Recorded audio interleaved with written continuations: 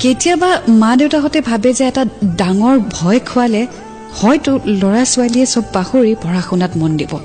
যেনেদৰে আমি সৰুতে মাৰ খোৱাৰ ভয়ত আমি কামটো কৰি দিওঁ বা দেউতাৰ ৰঙা চকু দেখিলে আমি কামটো কৰি দিওঁ বা মায়ে গালি পাৰিব বুলি আমি কামটো কৰি দিওঁ বা দাদাই খং কৰিব বুলি আমি কামটো কৰি দিওঁ ঠিক তেনেকৈ এই টিনেজ সময়ত এডলেসেন্স পিৰিয়ডত হয়তো মা দেউতাই ভাবে যে ভয় খোৱালে তেওঁলোকৰ চকুত যেটো বেয়া কাম হেতু সাগে আমি দুনাই নকৰো পঢ়া শুনাত মন দিবই লাগিব এন্ড আফটাৰ অল লাইফত এক্সাম খুব বেছি ইম্পৰ্টেন্ট হয় বাট মাইন্ড ডাইভাৰ্ট হতে আকো বেছি সময় নালাগে